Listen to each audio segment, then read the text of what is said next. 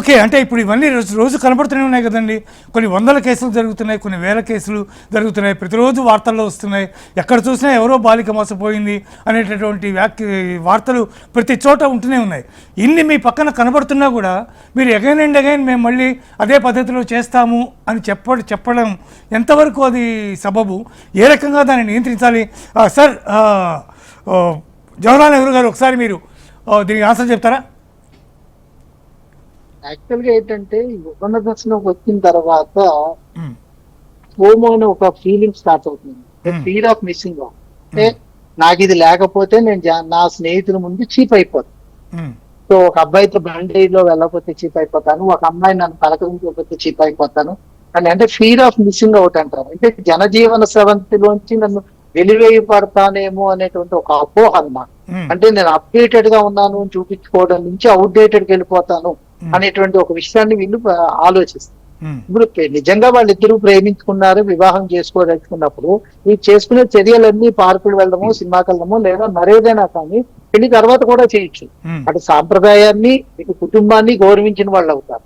అవన్నీ ముందే ఎందుకు చేయాల్సి వస్తుంది అంటే, ఇది నేను అతను ఒప్పుకోకపోతే నేను అతన్ని కోల్పోతానేమో అనే ఒక అపోహ బాలికలోను, ఈ అమ్మాయిని ఇక్కడ తీసుకెళ్లి ఇలా చెయ్యకపోతే నేను నా మొగతనాన్ని కాదేమో అన్న అపోహ ఇటు బాలుల్లోనూ జరగడం వల్ల వీళ్ళిద్దరూ ఏదో తమ ఆధిపత్యాన్ని, అంటే ఇన్ని సంవత్సరాలు ఇచ్చిన తల్లిదండ్రుల రక్షణ కంటే మేమేదో రుజువు చెయ్యాలనుకుంటున్నాము, అంటే నేను నిలబెట్టుకోవడానికి ఈ ప్రయత్నం చేసేమే తప్ప కానీ ఇది తప్పు కాదు అనేటువంటి అపోహలోకి వాళ్ళు వెళ్ళిపోతున్నారు. సార్ బాలికలో అటువంటి భావన ఉండడం ఓకే, సమంజసంగా కనిపిస్తుంది. కానీ బాలుడిలో నేను ఆ అమ్మాయితో అట్లా ఉండకపోతే నన్ను ఏదో అనుకుంటాను అనేటువంటి భావన సమంజసంగా అనిపించట్లేదు కదా. డెఫినెట్లీ ఇక్కడ ఏం జరుగుతుందంటే బాలిక పాపం చాలా సార్లు వాటి అమ్మకు కూడా చెప్పకుండా, ఇంట్లో కూడా చెప్పకుండా దాచేటువంటి ఒక కుమిలిపోయే స్థితిలో ఉంటుంది. కానీ బాలుల్లో ఉన్న ఒక బలహీనత ఏంటంటే అది ఒక హీరోయిజం యాక్టివిటీ కింద పక్క 10 మందికి చెప్తారు. నలుగురు బాయ్స్ తోటి నేను ఈ అమ్మాయితో ఇలా వెళ్ళానని చెప్పుకోవడం అనేది ఒక హీరోయిక్ యాక్టివిటీగా ఫీల్ అవుతుంది. ఫీల్ అయినా మిగతా బాలు కూడా నువ్వు ఏం చేసావు, ఇంకేం చేయలేదు, ఇలా చెయ్యొచ్చు అనేటువంటి వాళ్ళ తోచిన ఆలోచన ఇవ్వడం వల్ల ఇదేదో నేను చెయ్యాలేమో, చెయ్యకపోతే నా సర్కిల్లో చీప్ అయిపోతా. అదే మళ్ళీ ఫీర్ ఆఫ్ మిస్సింగ్ అవుట్ అంటే అదే. అంటే నేను వీళ్ళలో లేకుండా వెనకబడే వర్గంలోకి వెళ్ళిపోతాను అనేటువంటి ఒక బేసికల్ గా మగవాడు ఫిజిక్స్ మైండెడ్ గా ఉంటాడండి. అంటే ఫిజిక్స్ అంటే ఏంటి, మనము ఒక సైజు, పరిమాణం, రంగు, కలర్ చూస్తాం. మగవాడు ఎప్పుడు కూడా ఇవి ఆలోచిస్తాం. స్త్రీ ఎప్పుడు కూడా బాధ్యత, కుటుంబం అనే ఉద్దేశంలో కెమిస్ట్రీ వర్క్ చేస్తుంది. సో ఈ ఫిజిక్స్ కెమిస్ట్రీ మధ్య జరిగేటువంటి మొత్తం యుద్ధంలో ఎప్పుడు కూడా పాపం ఎక్కువ ఒత్తిడి జరిగేది కెమిస్ట్రీకే జరుగుతుంది. ఎందుకంటే కెమిస్ట్రీ అంటే అనేక మిళితం అయిపోతాయి అందులో. బాలుడికి అమ్మాయి లావుగా ఉంది నచ్చింది, లేదా తెల్లగా ఉంది నచ్చింది, ఇంతే బాడీ వరకే చూస్తారు. తనకు కావాల్సింది దక్కిన వెంటనే అమ్మాయిని పక్కన పెట్టేస్తారు. పాపం ఈ అమ్మాయి ఇది నిజమైన ప్రేమ అనుకుని జీవితాంతం కుమిలిపోయే కెమిస్ట్రీకి ఇన్వాల్వ్ అయిపోతుంది. ఇక్కడ ఒక విధంగా చెప్పాలంటే మనం చట్టపరంగా కూడా ఒక చిన్న అక్కడెక్కడో ఒకసారి నేను చదివినట్టు గుర్తు, 17 సంవత్సరాల 12 నెలల 25 రోజులకు రాని మెచ్యూరిటీ 5 రోజుల్లో 18కి వచ్చేస్తుందని లేదు.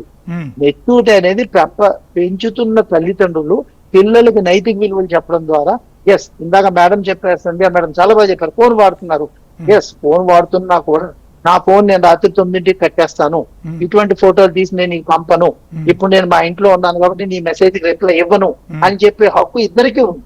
అంటే ఫ్రెండ్షిప్ నేను ఇష్టపడతాను కానీ ఇలాంటి ఫోటోలు నాకు నగ్నంగా తీసి నీకు పంపను అని అమ్మాయి చెప్పొచ్చు, అబ్బాయి కూడా చెప్పొచ్చు. లేదా రాత్రి నువ్వు నాకు ఫోటోలు పంపు నా అబ్బాయి అడగడం కూడా మానేచ్చు. నేను నా కుటుంబంతో ఉన్నాను కాబట్టి నేను నా సమయాన్ని నా కుటుంబంతో నేను బలపరుచుకుంటున్నాను. అంటే ఒక బంధం అనేది ఇటు అమ్మా నాన్నని వదిలేసి ఒక భర్త దగ్గరికి వచ్చిన తర్వాత జీవితాంతం జీవించడానికి ఆమెకు ఒక సపోర్ట్, మళ్ళీ తీగలాగా తోడుకోవడం అంటారు. ఇటువంటి బలమైన బంధం కోసం స్త్రీ ఎప్పుడు కోరుకుంటారు, తప్పులేదు. అదే బంధాన్ని అందించినప్పుడు కులం, మతం అనేవి పక్కన పెట్టాడు. ఇప్పుడు ఒక యాక్సిడెంట్ జరిగి ఒక అబ్బాయి రోడ్డు మీద పడిపోయి మాకు రక్తం కావాలన్నప్పుడు అతనికి ఏ కులం రక్తం మేము చూడం, ఆ గ్రూప్ ఖాళీ అయిపోతే మనిషిని బతికించాలని చూస్తాం. అంటే మనం ఆలోచించాల్సింది అతనిలో నైతికత ఎంత ఉంది, విలువలకు ఎంత విలువ ఇస్తున్నాడు, అది ప్రేమ పరంగా. కానీ ఇందాక కూడా నేను చెప్పాను, వీళ్ళిద్దరూ పెళ్లికి ముందే నైతిక విలువలు లేకుండా, సాంప్రదాయాల మీద విలువలు లేకుండా, తల్లిదండ్రుల మీద గౌరవం లేకుండా వీళ్ళకి నచ్చినట్టు వీళ్ళు చేసేసుకుని దాన్ని ప్రేమ అని పేరు పెట్టడం ఏంటి? ఇవన్నీ వాళ్ళు పెళ్ళైన తర్వాత కూడా చేసుకోవచ్చు. వాళ్ళ సినిమాకి వెళ్ళొచ్చు, పార్క్ వెళ్ళొచ్చు, ఎక్కడికైనా వెళ్ళొచ్చు, ఇద్దరు ఏకాంతంగా గడపచ్చు. ఒక తాళి అనే ఒక దాన్ని గౌరవించడం అంటే ఈ సాంప్రదాయాన్ని గౌరవించినది ఒక నైతికత వస్తుంది. ఈ నైతికత ఎక్కడి నుంచి స్టార్ట్ అవుతుంది?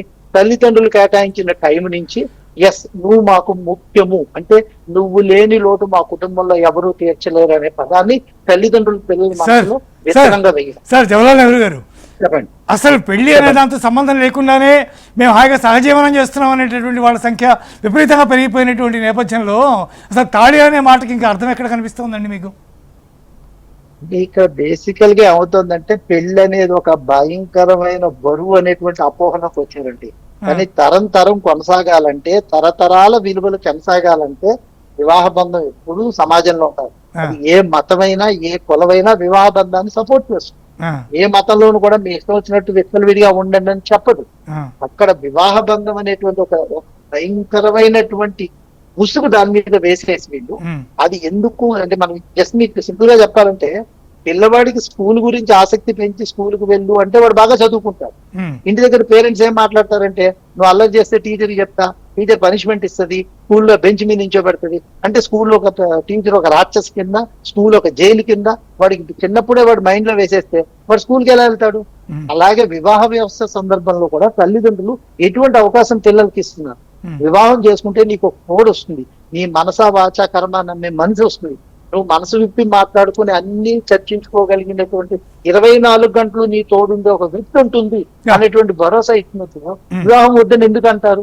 వీళ్ళకి టైం పాస్ 6ంటికి ఒకళ్ళు 9ంటికి ఒకళ్ళు కాదు, 24 గంటలు ఆరోగ్యంలో మానసికంగా శారీరకంగా సాంఘికంగా ఆర్థికంగా సహాయపడే తోడు వస్తుంది అంటే ఎవరు వద్దంటారు? ఈ చెప్పడంలో మన సమాజంలో ఇటు తల్లిదండ్రులు కొంత విఫలం చెందుతున్నారు కనుక పిల్లలు వివాహ వ్యవస్థ వైపు మొగ్గు చూపటం లేదు.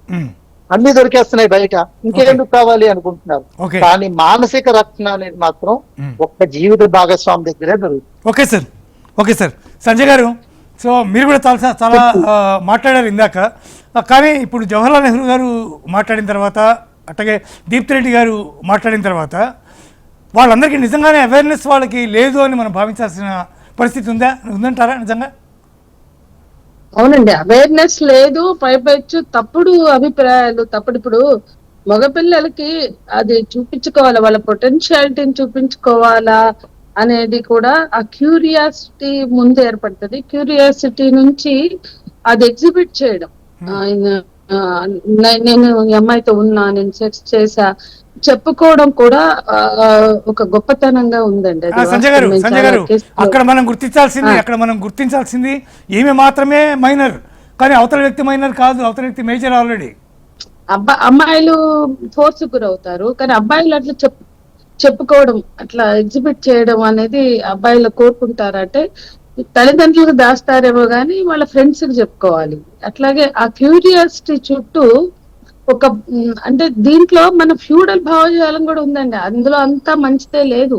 ఇవాళ మన దరిద్రం ఏంటంటే ఫ్యూడల్ భావజాలంలో ఉన్న చెత్తని, అంటే ఆడపిల్లని ఏమైనా చేయొచ్చు, అనుభవించవచ్చు, మగవాడు ఎంజాయ్ చేయొచ్చు, ఇట్లాంటి ఆలోచనలు ఇంకా కొనసాగుతున్నాయి. అక్కడేమి ఆధునికత లేదు, అదే నేను అనేది మీతో.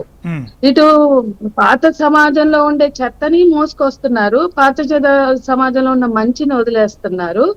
ఈ కొత్త సమాజం అంటే లేదా ఈ ఆధునిక కాలంలో ఉండే అన్నిటినీ అకామిడేట్ చేసుకుంటున్నారు. వెలిసి అవేర్నెస్ లేదు.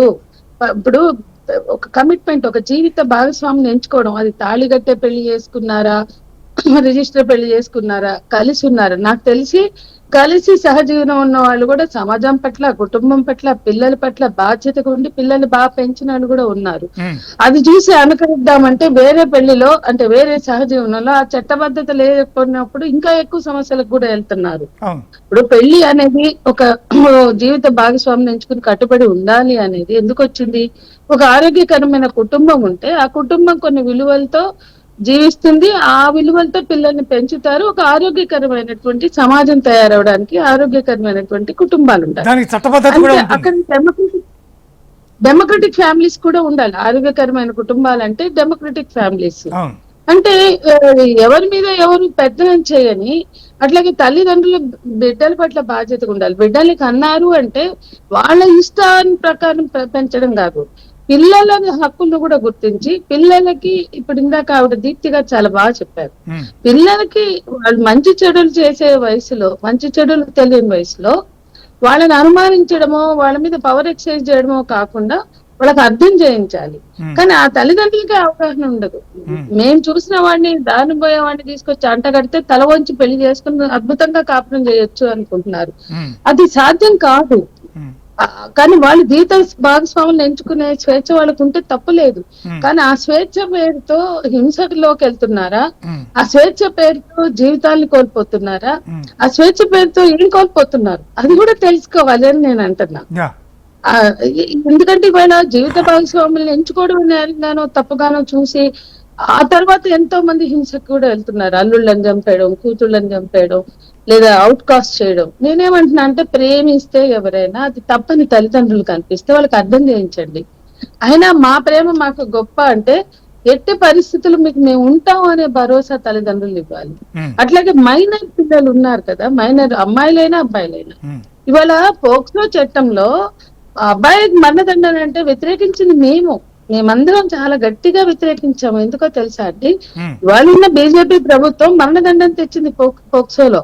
పాపం 21 ఏళ్ల పిల్లలు, 21 ఏళ్ల పిల్లలు ఈ సెక్స్ పట్ల ఉన్న క్యూరియాసిటీ, చుట్టూ ఉన్న ఎన్విరాన్మెంట్, హార్మోన్స్, ఈ పోర్న్ కల్చర్ ప్రభావంతో వాళ్ళు సెక్స్ లోకి వెళ్తే ఆ పోక్సో కేసు పడితే మరణదండన అంటే ఇక మీరు అర్థం చేసుకోండి. అంటే అబ్బాయిలను అట్లా చంపేయడం కరెక్టేనా? అంటే చట్టాలు ఉన్నాయి, చట్టాలు రక్షణ కోసం ఉన్నాయి, చట్టాలు వీళ్ళని సరిదిద్దడానికి ఉన్నాయి. సంస్కరణలు చట్టాల్లో భాగం, చట్టాలు శిక్షల్లో భాగం సంస్కరణ కూడా కదా. మరణదండన ఒక ఎక్స్ట్రీమ్ లోకి మనం వెళ్ళిపోయాం, అది కూడా కరెక్ట్ కాదు. కానీ ఆ అమ్మాయి ఇష్టం లేకుండా అత్యాచారం జరిగితే వాళ్ళు చాలా సీరియస్ క్రైమ్స్ అగైన్స్ చిల్డ్రన్ జరుగుతున్నాయి. మైనర్ బాలికలు 5 ఏళ్ళు, 3 ఏళ్ళు, 4 ఏళ్ల పిల్లల మీద కూడా జరుగుతున్నాయి.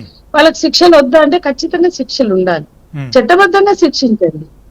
లైఫ్ వేస్తారా, ఎక్స్టెండెడ్ లైఫ్ వేస్తారా, 10 ఏళ్ళు వేస్తారా, 20 ఏళ్ళు వేస్తారా, ఆ సివియారిటీని బట్టి. కానీ మనం మరణదండనలకు ఇచ్చిన ఇంపార్టెంట్, ఉరి శిక్షలకు ఇచ్చిన ఇంపార్టెన్స్ సమాజంలో మార్పు రావడానికి మనం ఇవ్వట్లా. అంటే చట్టం ఏం చెప్తుంది, మైనర్ అయితే ఆమె ఇష్టం ఉన్నా లేకున్నా ముట్టుకోకు, మేజర్ అయితే without her consent don't touch her, ఆమె అంగీకారం లేకుండా ముట్టుకోకు అని చెప్తున్నారు. ఇక్కడ చాలా స్పష్టం. దీనివల్ల చాలా అత్యాచారాలను మనం నివారించవచ్చు. సమాజంలో ఈ అవగాహన కల్పిస్తే ఆమె మేజర్ అయితే ఆమె అంగీకారం ఉంటేనే మీకు తాకే హక్కు ఉంది, మైనర్ అయితే అంగీకారం ఉన్న తాకే హక్కు లేదని ముందు చెప్తాం. ఆ తర్వాత ఇప్పుడు మీరు డిస్కస్ చేసిన అంశాలన్నీ కూడా చర్చించాల్సిందే. మేజరు వాళ్ళకి అంగీకారం ఉంది, కానీ ఆ తర్వాత వాళ్ళ కాన్సిక్వెన్సెస్ ఏంటి, అసలు వాళ్ళకున్న అవగాహన ఏంటి, అసలు వాళ్ళు దేనికి సంసిద్ధంగా ఉన్నారు, కేవలం సెక్స్ కేనా, లేకపోతే మిగతా జీవితానికి దాని ఇంపాక్ట్ జీవితం మీద ఉంటుంది, దాని కాన్సిక్వెన్సెస్ ఉంటాయి, ఏం పట్టట్లా. నేను ప్రాక్టికల్ గా చెప్తున్నా. సింపుల్ గా వచ్చి రెండు ప్రెగ్నెన్సీలు పోగొట్టాడు, చేశాడు, అబార్షన్ చేశాడు, పెళ్లి చేయించాడు, పెళ్లి చేసుకుంటా అన్నాడు అని మాట్లాడతారు. నాకు ఆశ్చర్యం అనిపిస్తుంది. అంటే దేనికి సిద్ధమై వీళ్ళు అంత ప్రొసీడ్ అవుతున్నారు? అంటే ఏమైనా పర్వాలేదు అనుకుంటే ఇద్దరు, అది వాళ్ళ ఇష్టం. కానీ అట్లా కాదు. ఆ తర్వాత వీళ్ళు దాన్ని క్యారీ చేస్తున్నారు, ఆ భారాన్ని. అందరికి తెలిసిపోయింది నాకు అబార్షన్స్ అయినాయి అని వాళ్ళు ఆత్మహత్యలో, లేకపోతే వెండెట్టాలోకి వెళ్ళిపోతున్నారు. అట్లా కూడా నాశనం అవుతున్నాయి చాలా మంది జీవితాలు. వెండెట్టాలోకి వెళ్ళడము, అగ్రెషన్ లోకి వెళ్ళడము, డిప్రెషన్ లోకి వెళ్ళడము, వాటి వల్ల కూడా నష్టపోతున్నారు. ఈ రిలేషన్షిప్స్ అనేది అంత ధ్వంసంలోకి తీసుకెళ్ళకూడదు, అక్కడ క్లారిటీ ఉండాలనేది